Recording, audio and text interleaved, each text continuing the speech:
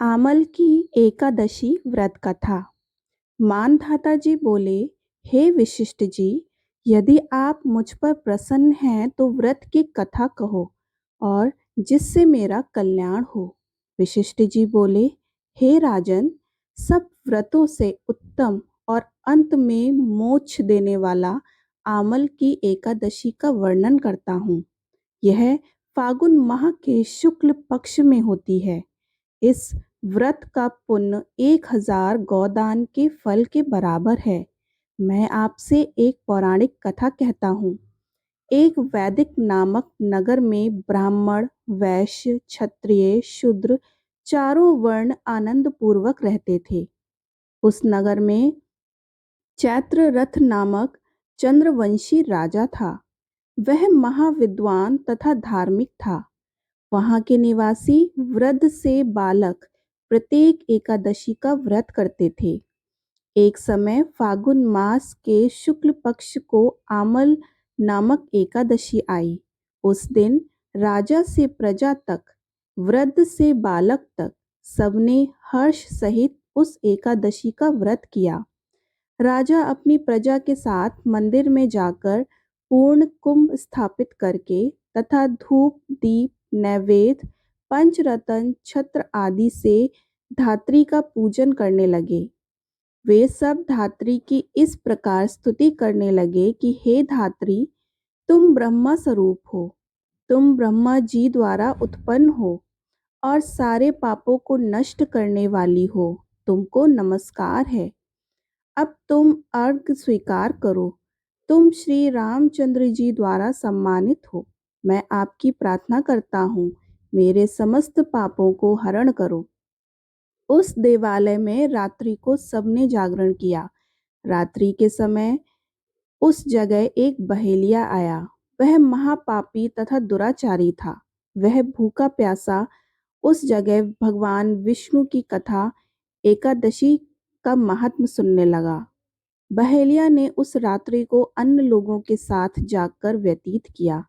प्रातःकाल होते ही सभी लोग अपने अपने घर चले गए। कुछ समय बीतने के पश्चात उस बहेलिया की मृत्यु हो गई और उस आमक की एकादशी के व्रत तथा जागरण के प्रभाव से उसने राजा विदुरथ के घर में जन्म लिया। उसका नाम बसुरथ रखा गया। बड़े होने पर वह चतुरंगणी सेना के सहित तथा धन धान से युक्त होकर 10 सहस्त्र ग्रामों का पालन करने लगा।